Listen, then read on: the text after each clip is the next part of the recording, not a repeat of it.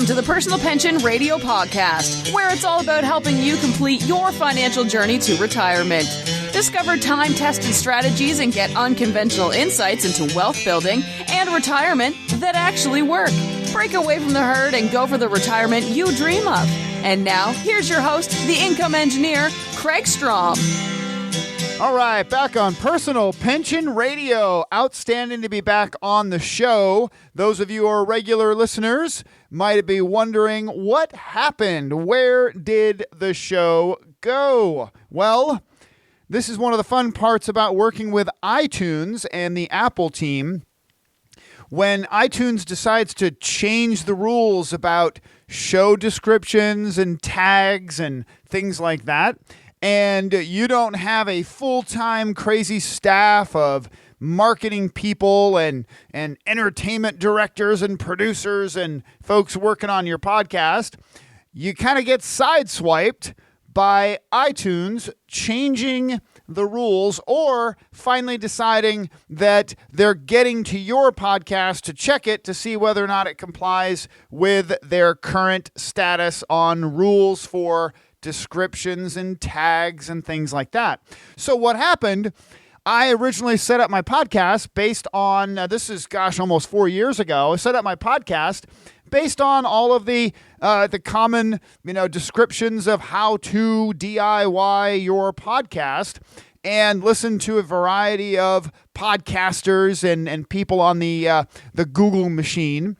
And updated and put all my descriptions and tags and such, and then just set about podcasting. Well, podcasting was and still is a little bit of the wild, wild west of media.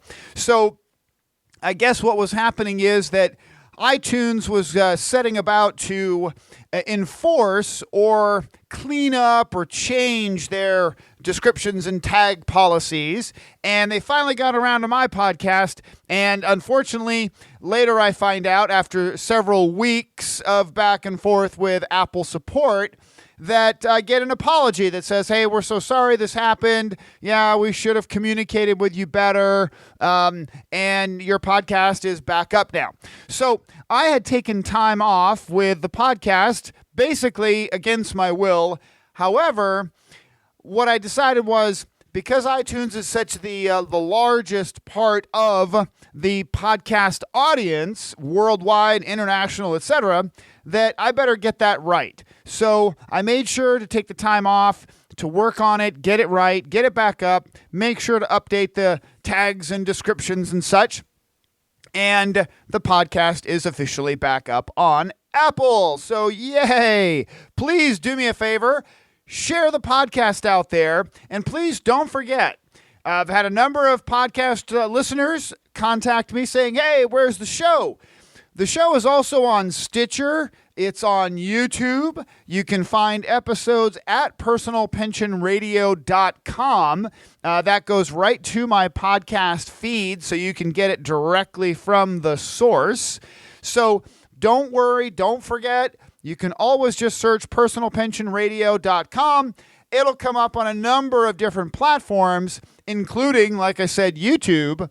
However, I wanted to make sure that Apple and iTunes was set correctly before I continued to add content, because it is the largest platform for podcasting in the world. So there you go, back on Personal Pension Radio, episode number 193. 193, fast approaching the big 200. Thank you again so much for the support. You did hear that. I am the income engineer, broadcasting from my Personal Pension Radio workshop here in Southern California. Now, my mission, as you know, and if you're new to the show, is to deliver, to help you get that retirement dream that Wall Street has always promised. To help you with a conversation that might pull back the curtain on just mainstream conventional financial advice, so you can ask questions, so that you can know that you are on the right track. Because I got to tell you, and I've said this before, Wall Street controls the marketing machine that financial planners like me are spoon-fed the information that we're supposed to feed to you, the unsuspecting consumer out there. Wall Street controls that marketing machine, and Wall Street has no financial incentive to teach me how to teach you to take money out of Wall Street, especially to take maximum money in retirement out of Wall Street, because that's just not good for Wall Street. So the only way to achieve maximum retirement income is to be willing to step out of that conventional line, that conventional Wall Street wisdom, right? And realize that maximum retirement income is about optimizing all of these various financial instruments, investments, life insurance, 401ks, real estate, annuities, Roth IRAs. None of them by themselves will get you to that optimized retirement income. You've got to have an integrated approach, right? And I want to give you hope for retirement. If you've ever been to a retirement simulator on the Google machine and you look at it and go, that's not very good. Well, that's because it is a Wall Street driven retirement simulator. If you put together a plan that crosses every box, that checks and crosses every box, and you design an integrated approach to retirement, it is possible to have 30, 40, 50, 60% more than the typical Wall Street retirement. That's what I'm all about. If you've never met with a financial planner who specializes in retirement income planning, and you are on that glide path to retirement, or even if you've just entered retirement, you owe it to yourself to talk to someone like me. I would love it. Email me, Kraig at kraigstrom.com. That's Kraig with a K, STROM.com.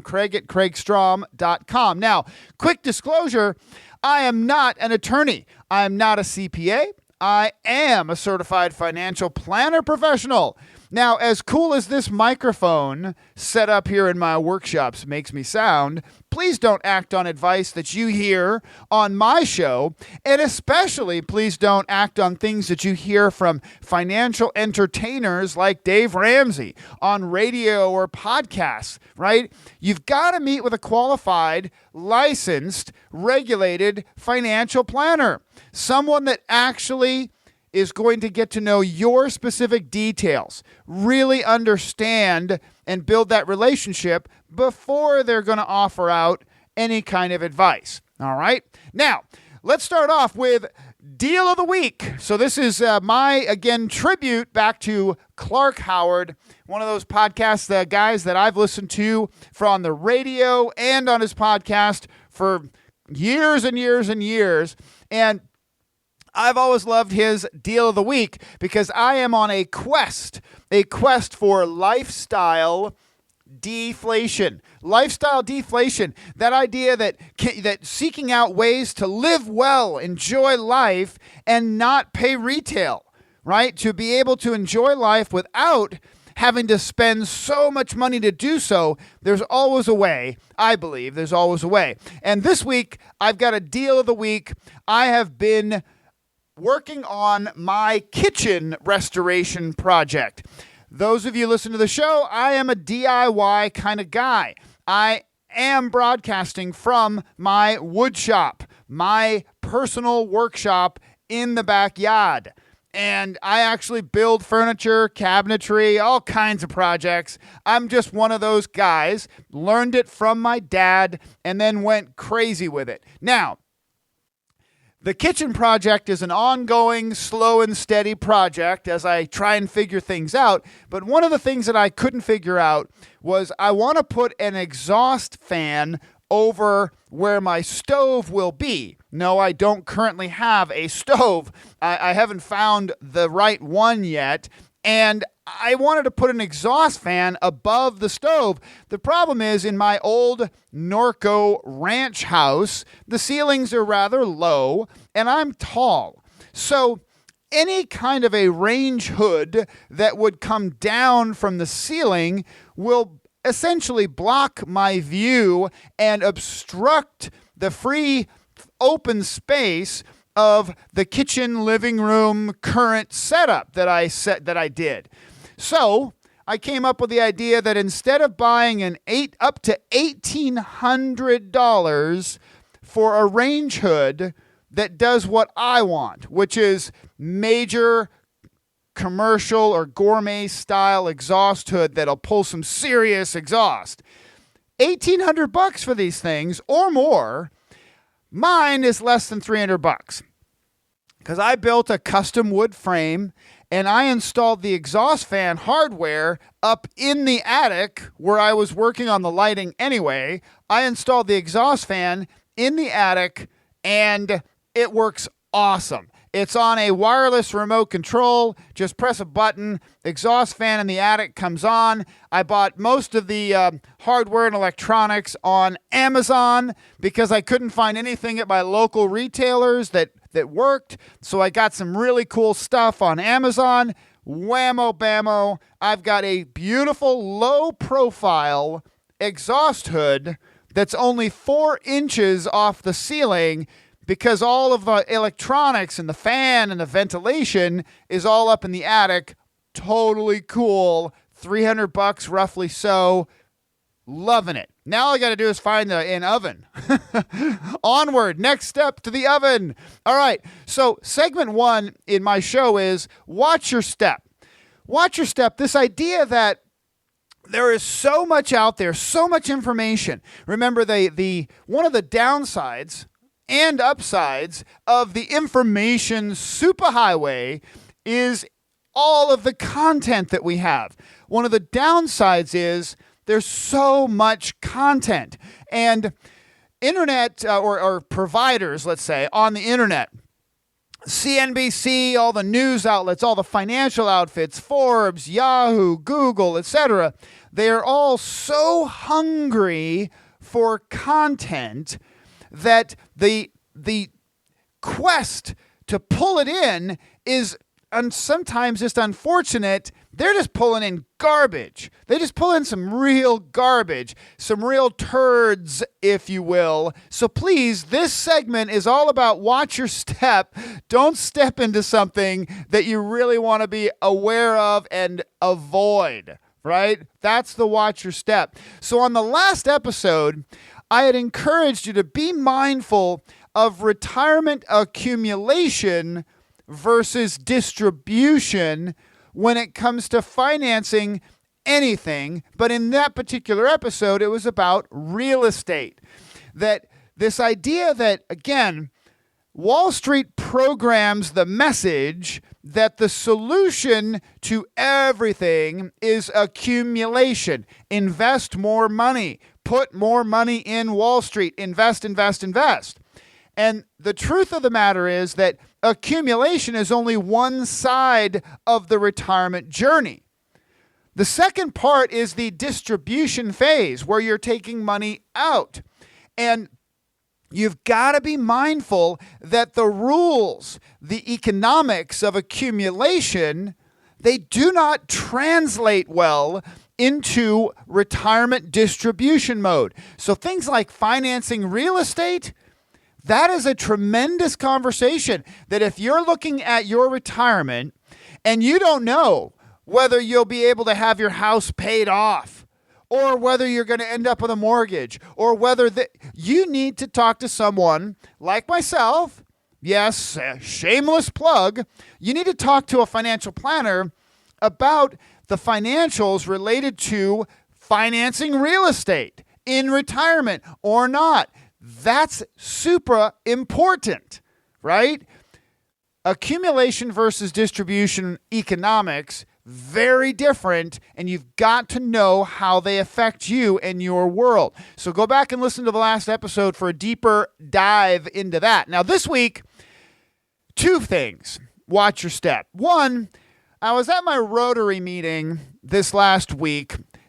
We have a Rotary here in my local community that I belong to for a number of years. I love the community activities that we do, and this particular Rotary does a big lobster fest. The lobster fest is 1,000 people getting together for all-you-can-eat steak and lobster, and music and fun, and it's a great event. Now, I'm at my Rotary luncheon last Friday, and we had a Rotary speaker.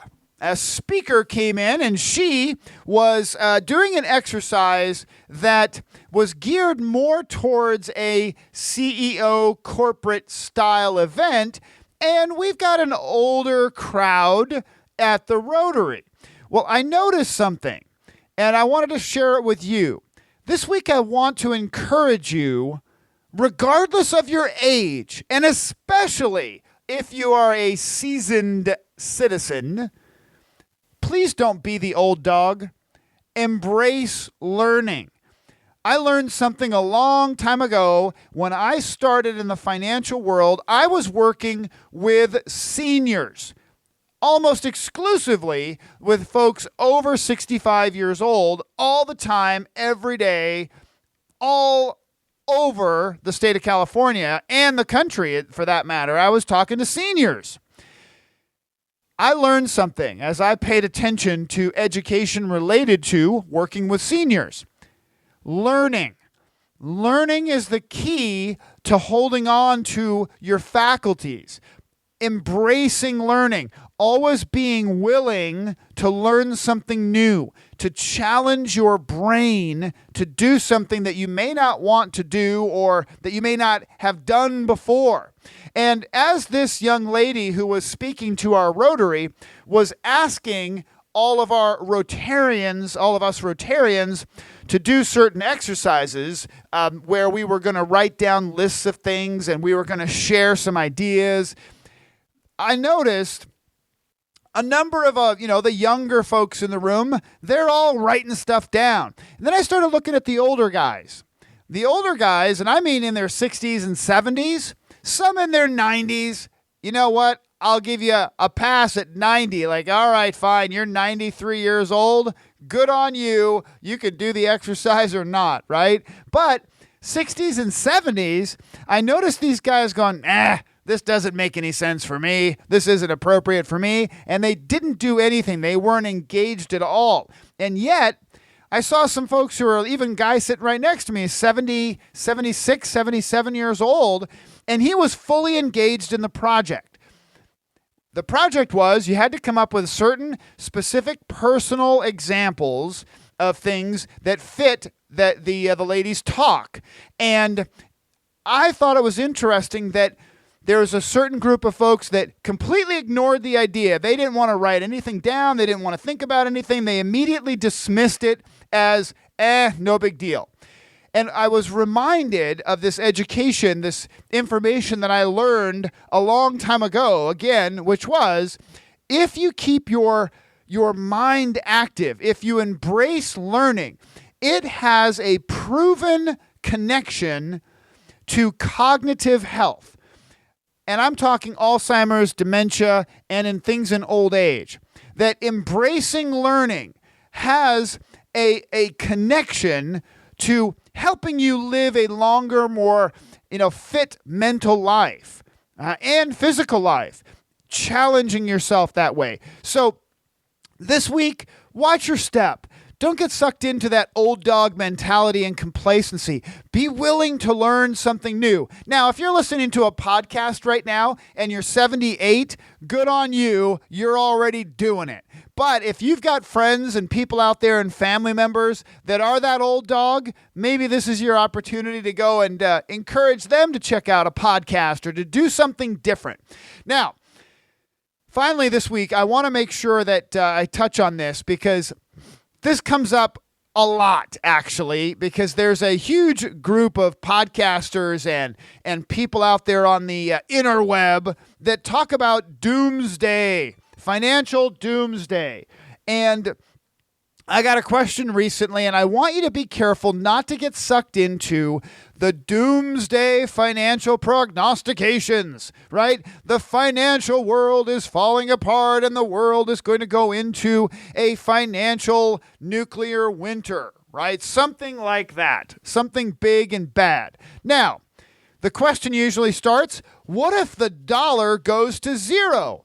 Now, you better invest in gold or chinchillas and llamas because the dollar is going to go to zero. Now, I say chinchillas and llamas to be exaggerated because the reality is these types of doomsday pitches are generally wrapped around the sale of something. Real estate has never been worth zero. Gold has never been worth zero.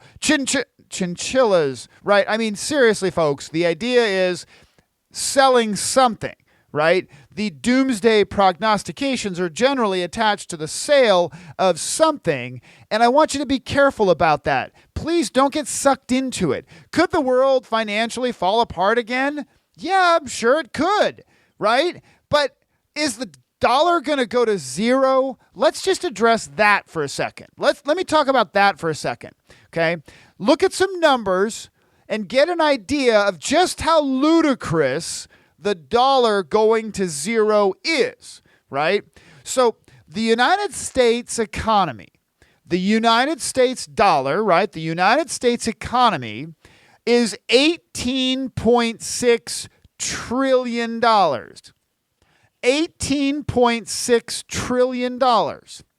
The next closest economy on the planet is China.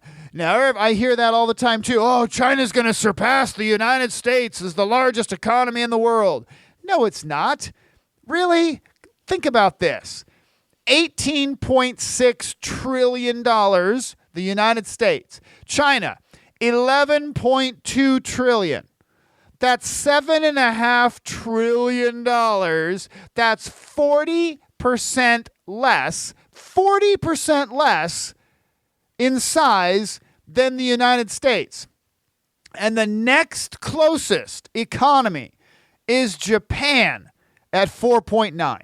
Folks, what I'm trying to say is that just the sheer scale of the United States economy as a driver on the planet's financial roller coaster is insurmountable. So, if someone is saying China will surpass the United States as the largest economy in the world and it's going to happen in the next, and they say anything like, 10 years, 20 years, really? They're going to make up $7.5 trillion gap, or the United States is going to crash $7.5 trillion in economic production. Really? That's going to happen? If it does, here's my prognostication, okay? So you want to know what it would take for the dollar to go to zero? I don't know. But if it did, nobody would be worried about financial matters. There would have been some kind of massive calamity that we're not worried about dollars and cents anymore. We're worried about rebuilding civilization. We're worried about hunting for food, right? We're going to zombie apocalypse. Something happened that the dollar and the yuan, Chinese currencies, etc., none of that matters anymore, right? So please don't get sucked into this idea of this doomsday financial prognostications. The sheer scale of the two largest economies in the world, United States and China, they are intertwined. They are interrelated. China cannot do $11 trillion in GDP on its own. China needs the United States. Remember what I said. Japan, Germany, United Kingdom, and France combined are not as big as the United States. China needs the United States and Japan and Germany and France and India. Everybody needs each other, but in large part, everybody needs the United States to consume those merchandise goods that are created and sold and transferred back and forth. The idea that the dollar goes to zero and you should buy such and such or this and this, that is just doomsday prognostication that if it actually came true, the dollar going to zero, all right, I'll say that could happen, but I guess it would be an economic unlikely thing to happen that how should I say that? that economics and financial matters caused it, it would have to be a giant calamity on an economic scale, or an environmental scale, something like that. So please don't get sucked into it. Always step back and say, all right, this doomsday financial prognosticator, what are they selling? What's the sales pitch here, right? Because they're selling something. That's what's usually happening, okay? Now, segment 2 here, this is actually more of an observation and a question, but observation because this comes up a lot. People don't ask this question nearly enough. They don't ask what's in it for the expert they're talking to. They don't ask. They don't say, hey, what's in it for you? Why are they pitching this or pitching that? Okay? And the question I want to go over is from an actual clients that happens all the time, but encouraging you to ask this question. My observation is that people don't ask this question nearly enough. Is how do financial planners get paid? How do financial advisors get paid? And I want you to just take a step back again from the relationships that you're currently in or you're considering and ask that question yourself. And here's my take on it. And if you have questions personally, like you want to have your current relationship or your current investments or your current retirement plan reviewed, please send me an email, Kraig@kraigstrom.com, and we can definitely chat. But let's go through this. First, there's an entire school out there of financial planners, this whole group of financial planners, people like myself, certified financial planner professionals who say, we are fee only. Fee only, meaning that if you want to work with them, they are not going to sell you anything. That's the sales pitch. We're not going to sell you anything. We're only going to collect a fee to put together a plan and to give you advice on what to do, and it's going to cost you a fee. And we only get paid a fee.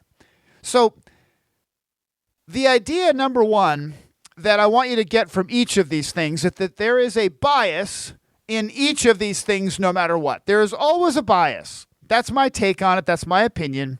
So let's talk about that. A fee-only planner, their pitch is, we don't earn commissions, we don't sell investments, we just collect a fee, so we are unbiased. Really? How do they get paid?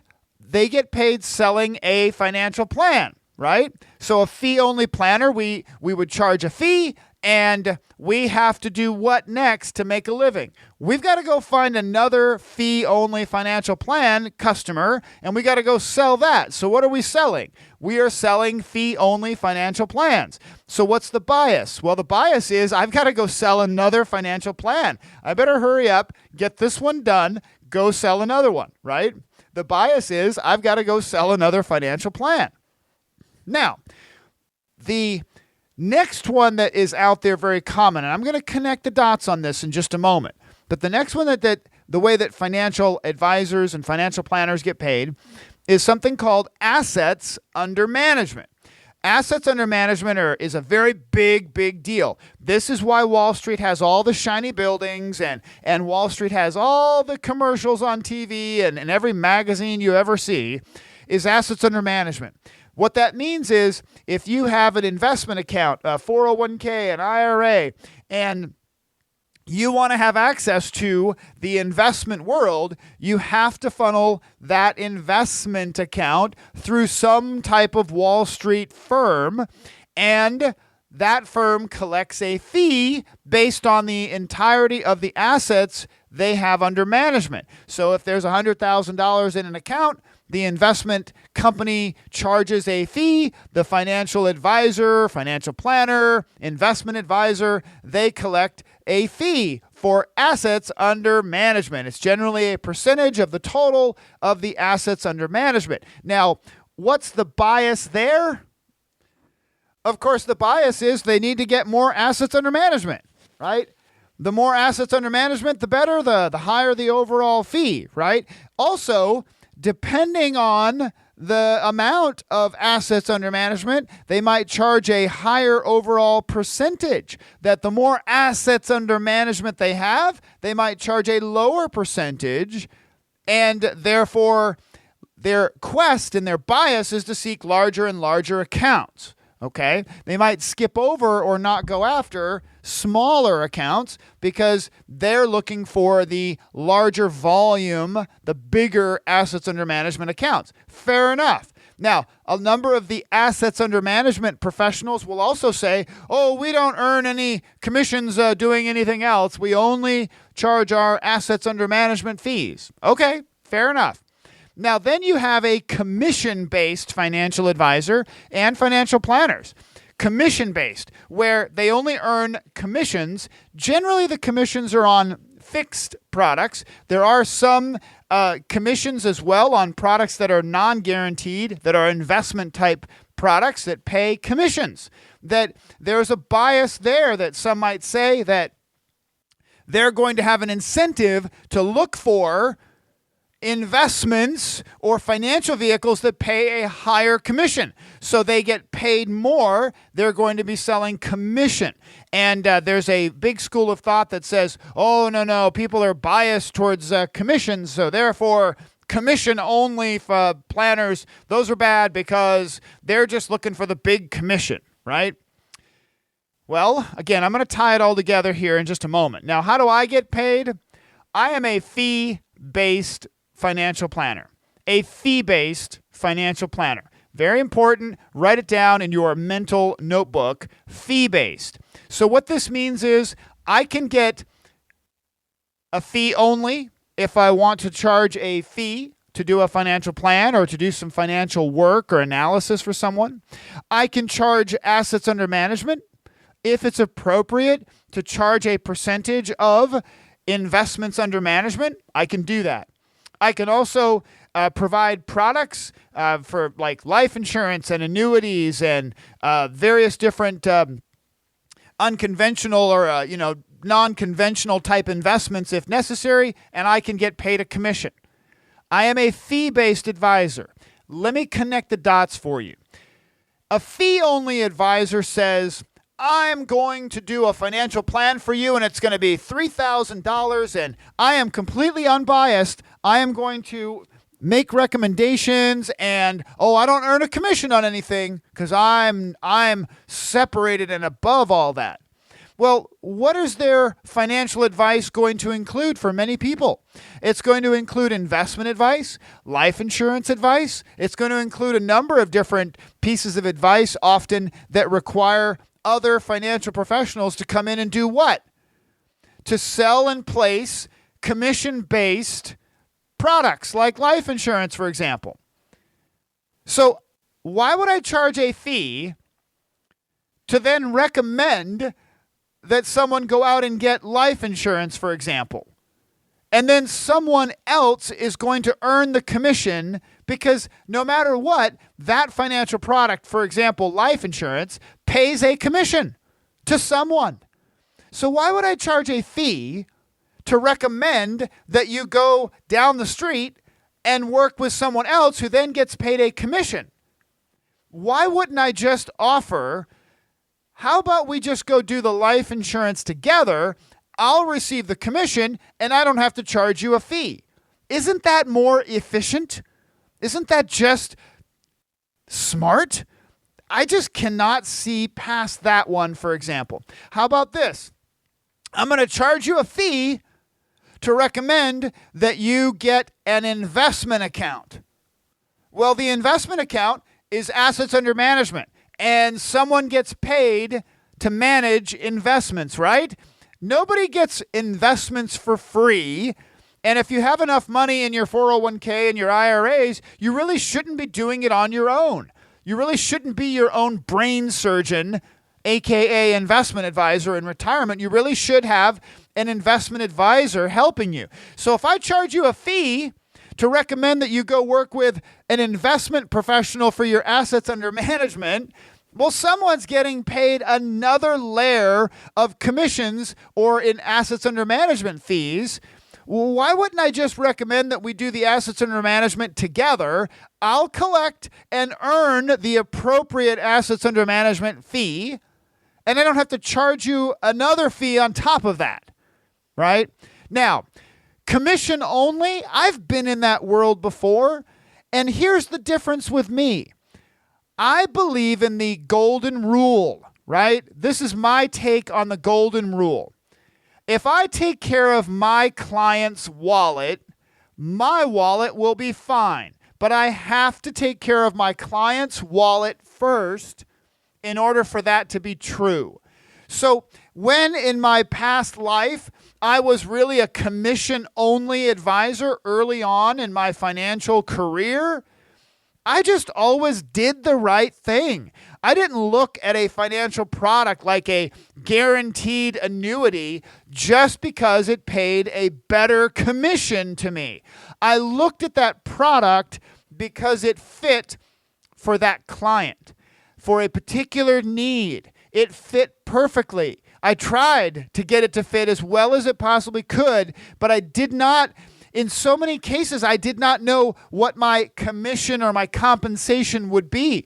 And that's because I was looking at it from my client's perspective first, as I always do, and then compensation happens if I take care of the client first. So I have always gravitated towards a fee-based perspective. The idea that I do not like to be pegged into one method of compensation that says I can only be a fee-only planner, or I can only earn assets under management, or I can only earn commissions. I love being able to say, well, I can be compensated however is appropriate for this client relationship. That's how I get paid. So in summary, the answer to the question, how financial planners get paid, there are fee-only planners, assets under management planners, commission-only, and then fee-based. Fee-based is where I reside in my practice, and that's where I'll always be. I love the flexibility to be able to help my clients across a wide variety of investment and non-investment discussions without having to think, okay, this doesn't fit that assets under management, or that doesn't fit this fee-only model, right? I want to be able to take the time to do it right. Now, with that said, kind of back on track with Personal Pension Radio, remember my New Year's resolution is I want to help you get this stuff started. If you haven't done your retirement income analysis, send me an email. Make that your mission right now. Email me, Kraig@KraigStrom.com, retirement analysis in your subject line. Let's talk. A bunch of you listeners, thank you so much, have supported me, supported the show, sent in great comments, and we're talking together right now about your retirement income planning. I love it. And don't forget, I want to help you get your living trust, your will, your power of attorney, all of that done. I have made special arrangements with my law firm to do a discounted estate plan for my listeners. Now, I don't quote prices on my podcast because everybody is different. We treat every client unique, is a unique client. So a discount could mean something completely different for one person versus another. What I mean is, if you've got a gigantic estate that's extremely complicated, well, your estate planning price is different than a good basic estate plan, right? A small one. What I want you to hear is, I want to help get your estate plan in place.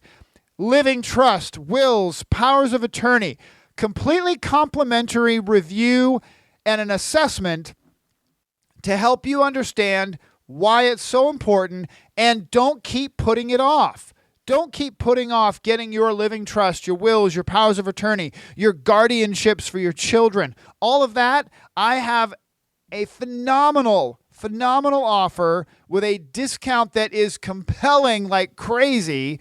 You've got to get in touch. Send me an email, Kraig@KraigStrom.com. Say living trust in your subject line, living trust, And let's get that started today. Don't wait. Very much appreciate you, again, listening to the show. Please share it out there. And I would love it if you would go to iTunes and leave me a great review on iTunes.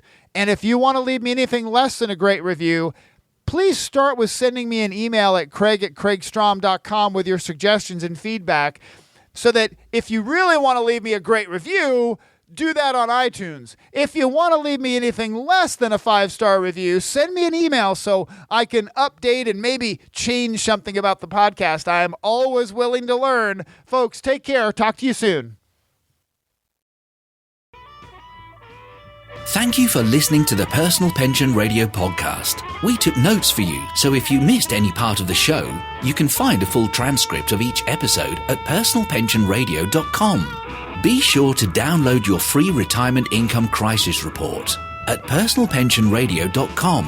While you're at it, we would appreciate some iTunes love. Please leave us a fantastic rating on iTunes by going to personalpensionradio.com/iTunes. Thanks again for listening. Now for the disclosure. Information presented is for educational purposes only and is not intended for solicitation, sale or purchase of any security or financial product. Be sure to first consult with a qualified financial advisor and your tax professional before implementing any strategy discussed here. The term personal pension refers to a marketing name designed to educate future retirees and retirees about the economic principles behind creating their own pension-like income. The term personal pension is not intended to be confused with a defined benefit pension plan offered by an employer or by a government entity.